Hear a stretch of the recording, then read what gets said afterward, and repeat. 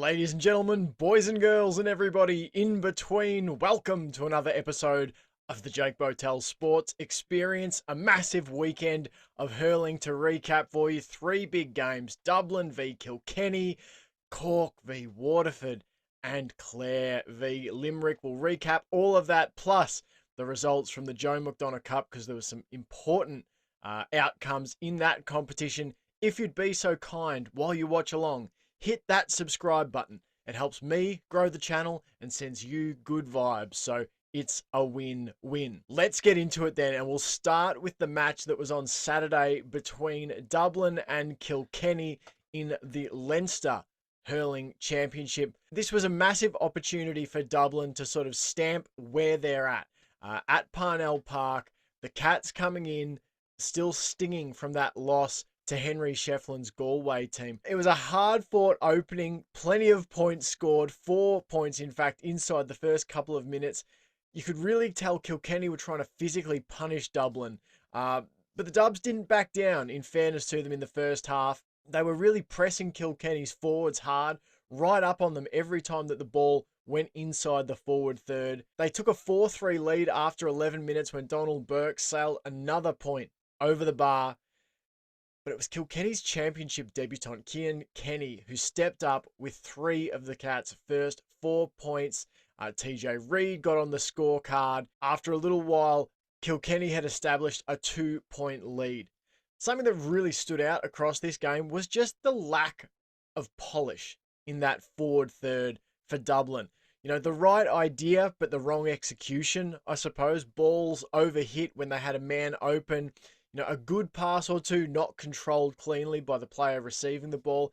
And it's all those little moments in games like this, you know, for a team like Dublin, who are really sort of walking a tightrope in trying to beat Kilkenny. You know, you can't afford those little slip-ups. There's just no wiggle room, no margin for error. And unfortunately, they had a lot of errors in that first half and in that forward third, Dublin. Kilkenny put Dublin in a 3-point hole just before the half-hour mark. It was Mossy Keown who landed a massive blow for the Cats, driving a low shot into the net on the angle. And Kilkenny's backline just continued to sort of maul Dublin on the long ball. Dublin kept on hitting it deep into Kilkenny's backline. And, you know, it's a nice idea to sort of fight fire with fire, but they just did not have the players to best Kilkenny down there. That Kilkenny winning the lion's share of the 50-50 ball in that part of the ground. We turned for half time, Dublin trailing 11-1-11, and the second half, unfortunately for the home team, turned into a bloodbath. It was Kilkenny's goal threat that really put Dublin on the brink.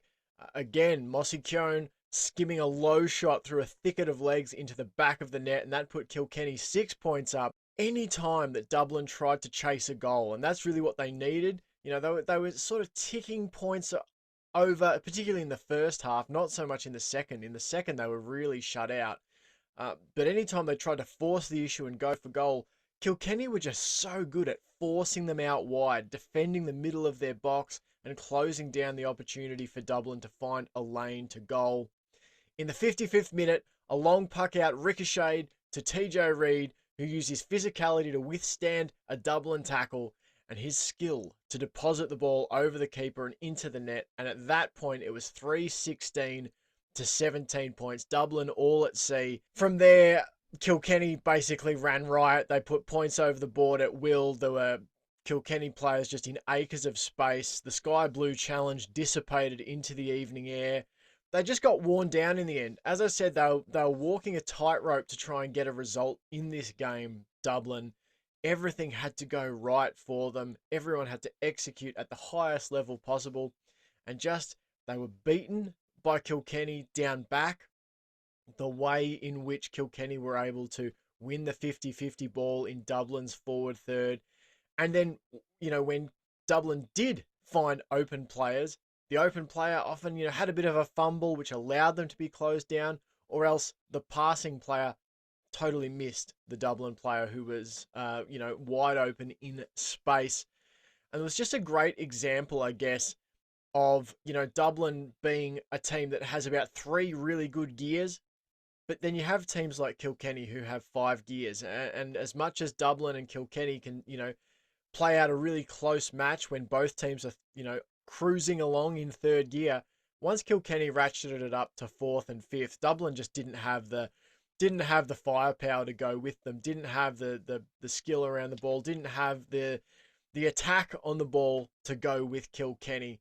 A great example in the 68th minute when leading by 15, Dublin were pressing late for a goal, basically for pride's sake, and Kilkenny absolutely busted their gut to press and block them out, just desperate to form a pack and preserve their clean sheet, which they did. And I thought that was a great example. You're up by 15 points and players still throwing their bodies in to prevent the opposition from clawing back a little bit of pride at the end. And I just think that was a telltale moment that illustrated how the game had sort of played out. The second half, Dublin were outscored 6 points to 2-14. So a 6-20 second half. Dublin going down 17 to 3-25 in what was a bit of a brutal sort of reality check for the Dubs. The scorers for Kilkenny was TJ Reid, 1 goal, 7. It was Mossy Keown, 2 goals, 1. And Mullen with 5 points. For Dublin, it was Donald Burke with 9 points. Connor Burke with 2. And Dylan with 1.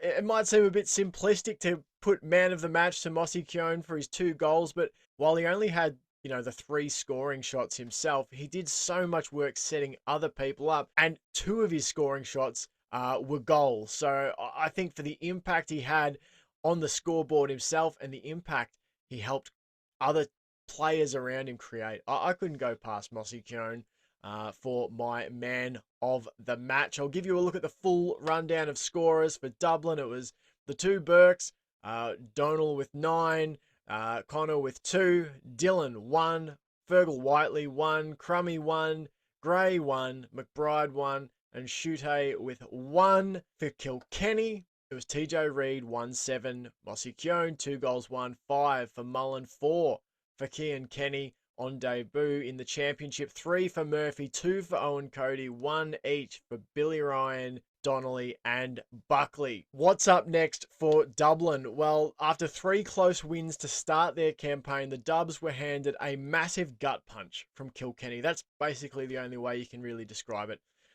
They will now have to regroup quickly from. That will be no easy feat as they travel to Pearse Stadium to tackle Galway, who are undefeated at the top of the Leinster Championship. If Wexford beat Kilkenny in their round 5 game, then this clash with Galway will basically be a win or go home match for Dublin. For Kilkenny, they banished the bitter taste of defeat to Galway with a thrashing of Dublin, and they now face a Wexford team who absolutely have to win if they're to be a chance of qualifying for the All-Ireland final series. But Kilkenny will have their own store of motivation as they look to lock up a potential Leinster final grudge match with Galway. Wexford might just find themselves riding into a Nolan Park ambush. So that is Dublin and Kilkenny recapped for you. The next game on our agenda was played between Waterford and Cork down at Walsh Park on Sunday, the 15th of May at 2 o'clock Irish time. A massive do-or-die matchup for Cork and a sneakily underrated sort of do-or-die match for Waterford, who needed to win to keep their own qualification firmly within their hands. This was an interesting clash played in front of an absolutely rabid crowd. They were packed in like sardines at Walsh Park on Sunday afternoon. Stephen Bennett and Patrick Horgan went head-to-head with 2 points each inside the opening 5 minutes, the first of Patrick Horgan's points, making him the leading scorer in the history of the game. So a pretty massive achievement there for Patrick Horgan. One thing I noticed about this game, Cork were really making an effort to go with the long ball inside the first 10 minutes. A little misdirected, but they were making that effort to not just sort of try and finesse, run it through the lines. It cost them a little bit early. A misdirected puck out in the middle of the field was turned over by Waterford, who smacked it over the bar to take a 5-2 lead after 10 minutes.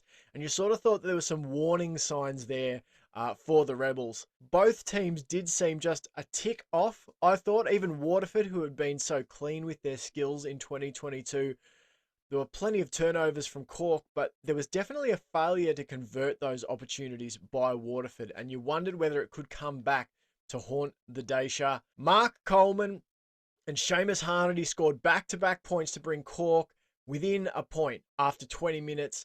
In what had been a messy game, Patrick Collins lifted the standard of play with a booming score from his own half to tie the game at 6 apiece. And that was followed up by an opportunistic goal from Alan Connolly to put the Rebels on top by 3. Waterford quickly regained their ascendancy, rattling over a point and then rifling in a poacher's goal of their own from Kiley. If not for an exceptional stick save from Collins, the Dacia would have had another goal just moments later.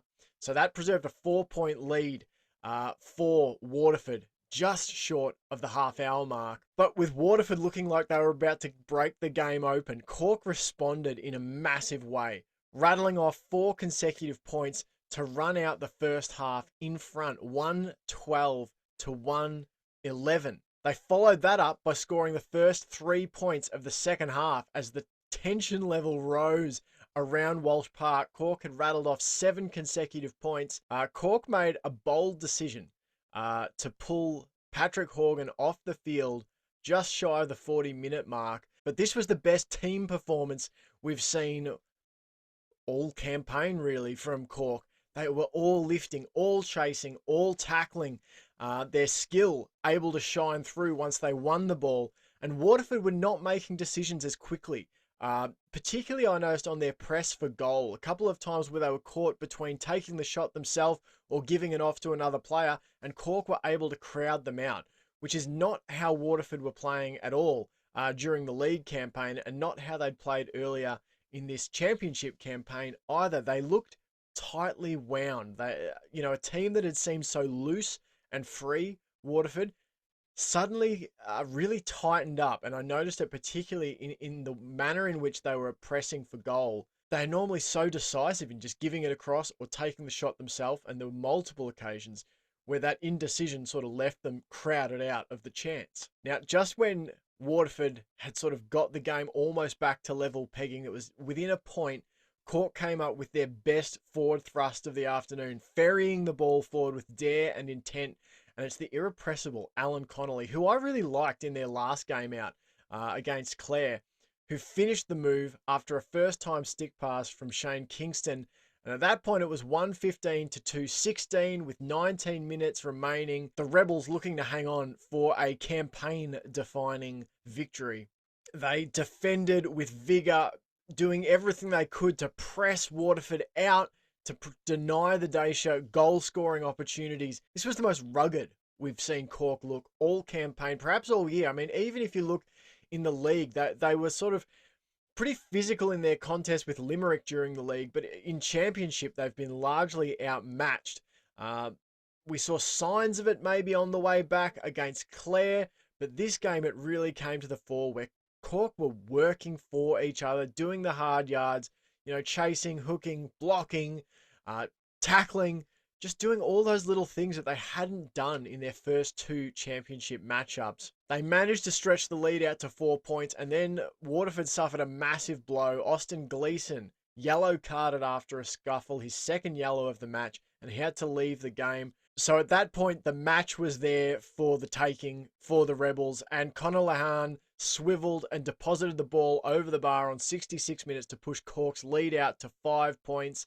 Waterford on the brink and missing some chances as well. They had their own opportunities to narrow the gap, and they just couldn't. To their credit, they kept fighting. They managed to get that gap back to 3 points, but with 4 minutes of injury time left, it was a 4-point margin. Alan Connolly made it 5 points with 3 minutes to go. Seamus Harnedy scored an absolute cracker of a point to finish the contest, and that was pretty much it. Full-time score was Waterford 119 to Cork 222. For Waterford, it was Stephen Bennett with 7 points, Austin Gleeson with 4, Kylie with a goal.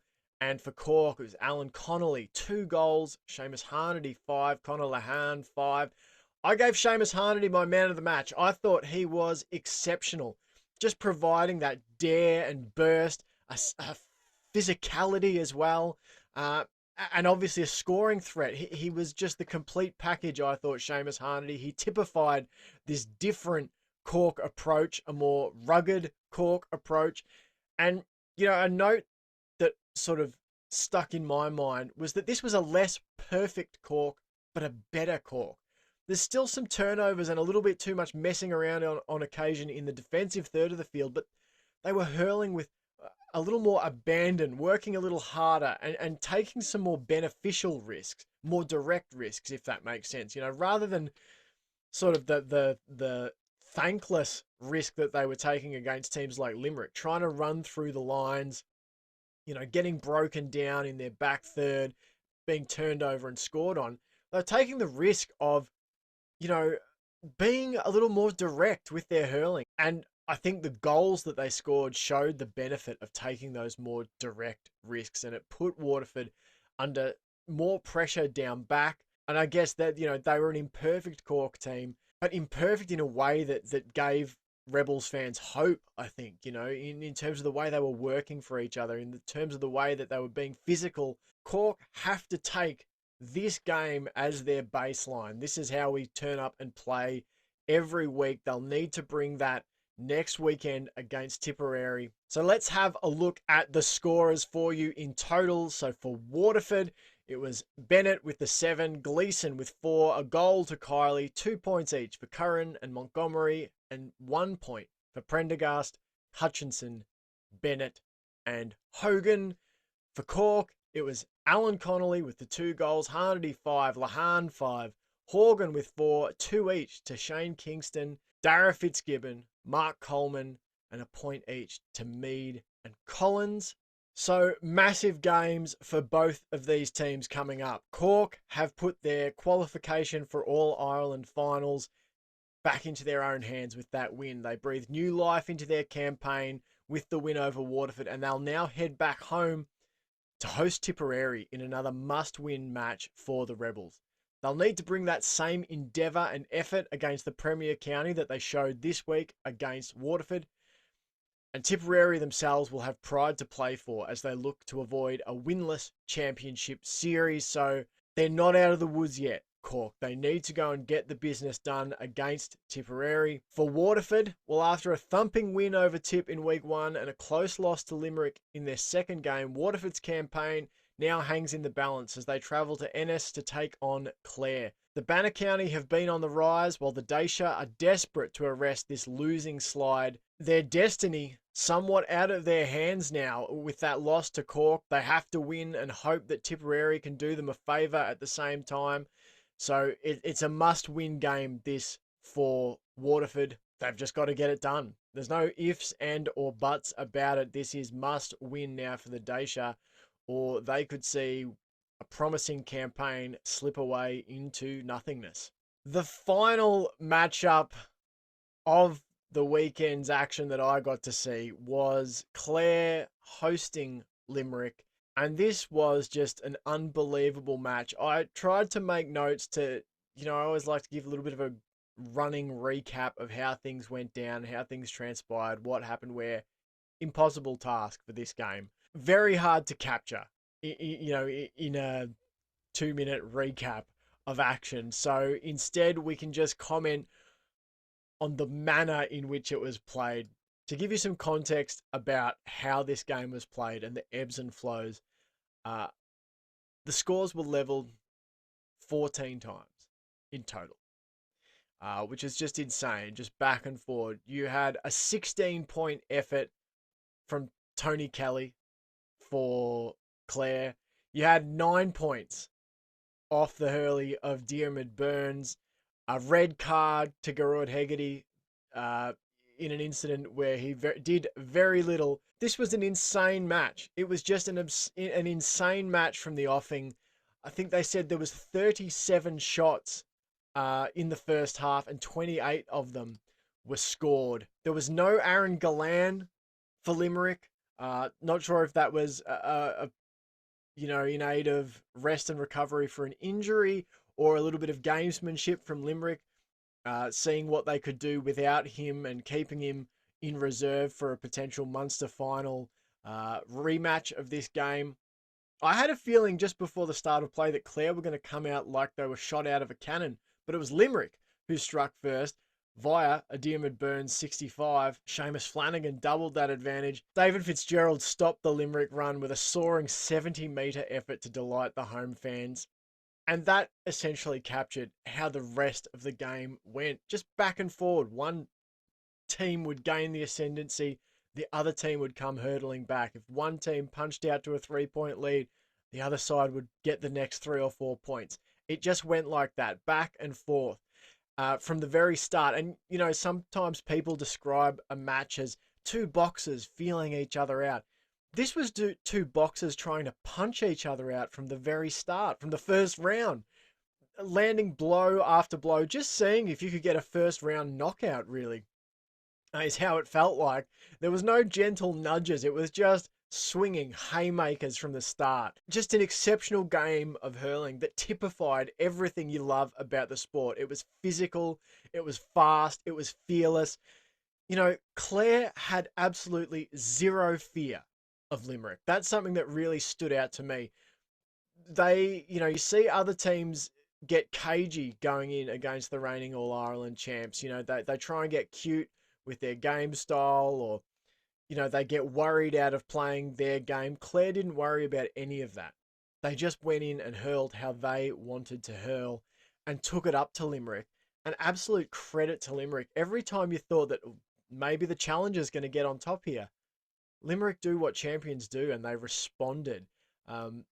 It's almost difficult to encompass all of the efforts and all of the points you'd like to make about this game in one little YouTube recap, really. There were just terrific moments all around the field. Tony Kelly, an absolute magician. His hurley, a magic wand. Like, he put over 2 points that literally left me with, my jaw open in the living room. One from, it must have been, I don't know, 80 meters. It was deep, deep in his own half. And he scored a similar point just after. He can flick points over on the angle, on the run, on the move. He started something like 13 points from 13 shots. He was just absolutely tremendous. And if anything, that's kind of what, one of the funny notes is that he, while not being a total lone hand, he almost was in the first half up forward. I mean, the half-time score in this game was 15 to 112, so 15 apiece. Tony Kelly had scored 12 of those 15 first half points for Clare. So just insane stuff. For Limerick, it was players like Diarmaid Burns who scored the 9. And, every time, as I mentioned, Clare looked like getting on top, it was a player like Diarmaid Burns charging out of the back line and either setting somebody else up for a point or else taking that point himself. He was just immense. If not for the 16-point effort from Tony Kelly, Diarmaid Burns would have been an absolute clear-cut man of the match. I thought Tom Morrissey put in good effort, but sort of let himself down with a few skill errors. Missed at least a handful of shots, I would have thought, sent wide. He's still trying to work back into top form. Garrod Hegarty did try and impose himself. Got 4 points, I believe, off his own hurley. The sending off of Garrod Hegarty happened, inside the final 10 minutes. It was an entanglement with a Clare player who basically dropped as though he'd been skewered. I think this was basically an instance of Hegarty falling prey to a great acting job and his own reputation. There was very, very, very minimal contact, if at all. And the Clare lad threw himself to the ground, like I said, as though he'd been skewered, as though he'd been slashed. And I think if it was any other player, it's fair to ask whether they would have been sent off. But when you have a reputation that's beginning to follow you around, like Hegarty does, um, you're in the line of fire from from the referee. So with the scores level after Hegarty had been sent off, it was Diarmaid Byrnes running out of the Limerick backline, giving the ball off to Darragh O'Donovan, who put it over the bar. That point put Limerick ahead by 1 point with 4 minutes and stoppage time left. Clare levelled it for a 13th time after that. The banner surged into the lead shortly after. There were only 3 minutes of added time in this game, and that felt like about half as many as there should have been. And really, I could have seen this game go on for another half hour, though the players were starting to flag a little bit by that stage. It had been played at such a high level of intensity. So Diarmaid Byrnes had, a 70-metre free to try and level it right at the death, and he did so straight over the bar. That was the 14th and final time that the scores were leveled. That was the final score in the game. It ends in a tie. I'll admit, a slightly underwhelming end to a titanic struggle. The ball went out over the sideline. There was some confusion. The referee blew the whistle for the full time, and that was sort of it. And it did feel a little bit of that's it. But what it does do is beautifully set up the next act in this rivalry when the two sides take on one another on the 5th of June in the Munster Hurling final. I've sort of said it all, but I just want to reiterate, if you were going to show anyone a game of hurling to convince them why this sport is, one of, if not the best in the world, why these athletes are just phenomenally talented. It's the level of improvisation that can happen. Like, it's so difficult to do some of these things that these players are doing. Whether it's trying to flick the ball to a teammate when you don't have your hurley and the ball's on the ground, they work out a way to soccer it, to advantage, or running at full tilt out of your back line, pursued on all sides and managing to give either a clean pass into the forward line or send a point sailing over the bar from 65 metres out. Tony Kelly launching frees from deep inside his own half. The goalkeeping at times, the stick saves and that sort of thing, just immense. It was a tremendous game. The physicality, they were wrestling each other in the tackle from almost the first whistle. And I suppose this game typified everything that I love about the sport, and that is there's no sense of conservatism about it. It's played sort of free and loose. It's always attack. It's attack, attack. There's no kick to kick in the back line to try and wear the clock down. You're pressing forward. You are trying to beat the opponent. You're not trying to manage the clock. And that's something that I just love about it. It speaks, I suppose, to the courage required to play the game, because at any moment you could be made to look like a fool because anyone can score within about, the ball can be from your goalkeeper and up into the back of the opposition net within just a few seconds. So it's just a magnificent sport, and this was a magnificent game that demonstrated all the best parts of the sport. I'll give you the final scorecard. It was Clare 24 to Limerick 121. A tie for the ages. Tony Kelly with 16 of his team's 24 points. Just absurd. David Fitzgerald with 2 points. Diarmaid Ryan with 2. For Limerick, it was Diarmaid Byrnes who stood up massively. 9 points over the bar from defence. It was Garrod Hegarty, 4 points. David Reedy with 4 points. I'm making Tony Kelly my man of the match. I think if Limerick got up, I might have been tempted to put Diarmaid Byrnes as the man of the match. But it's hard to go past a bloke who scores 16 points. Though he did get shut down a little in that second half. Just the 4 points in the second half after 12 in the first. So, as I said, if Limerick had surged to the win, I might have been tempted to give this one to Diarmaid Byrnes, who stood up in a massive way when the cauldron was at its hottest and when Limerick needed him most. But by the same token, take 16 points out of that Clare tally, then it's a massive thrashing in Limerick's favour. So I think you can't go past Tony Kelly for man of the match, the most valuable player perhaps for the game. Clare, it was Kelly with 16 points, Fitzgerald, Ryan and Taylor with 2 each, and McInerney and Meehan with 1 apiece. For Limerick, and I thought this was an interesting point, Clare actually managed to restrict the amount of scorers that Limerick had. Don't know if that is because the way Limerick can attack you changes with the absence of Aaron Gallan and Cian Lynch and all those sorts of players.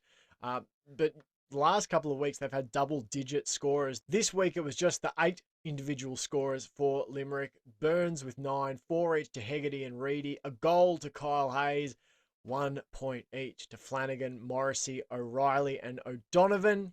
So what's next for the Banner County? Well, it's going to be an interesting week for the Banner County when they host a Waterford side desperate to secure their own All-Ireland finals qualification. Clare have a spot in the Munster final against Limerick already salted away, so how will they go into this contest? Will players like Tony Kelly be rested?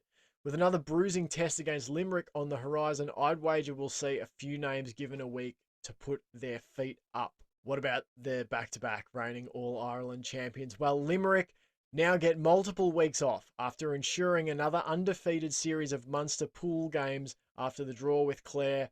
They'll clash with the Banner again on the 5th of June, so in the meantime, it's an opportunity for John Kiley to get his team well rested and well prepared for what should be a massive Act 2 between these two sides in 2022. A win in that game will place the reigning champions into yet another All-Ireland semi-final if they can manage it.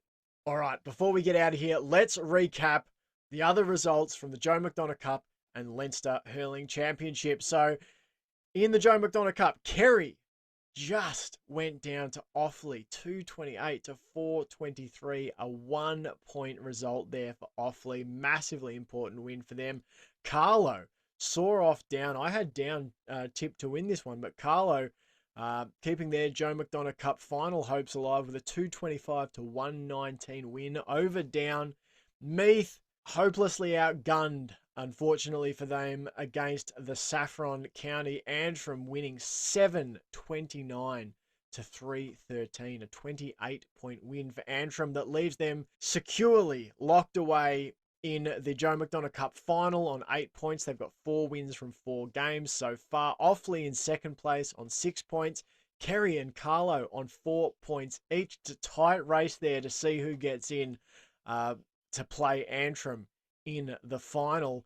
Down and Meath sit in those bottom 2 spots. In the Leinster Hurling Championship, Laois battered by Galway 21 to 237. Another big win for Henry Shefflin's undefeated Galway side. Wexford saw their hopes of qualification slipping rapidly away. It's now a massive game for them against Kilkenny this coming weekend. Westmeath forcing a 215 to 21 draw. And we've already recapped Kilkenny's hammering of Dublin. So that leaves Galway out in front on 7 points. Kilkenny and Dublin locked in second place with 6 each. Wexford and Westmeath on 4 and 1 points respectively. And Laois down in the relegation spot on 0 points. Laois and Westmeath with a massive round 5 game against each other coming up. We recapped the Munster Championship games for you. Limerick out in front on 7 points. Clare in second place on 5. Those two teams are locked up for the Munster Hurling Championship.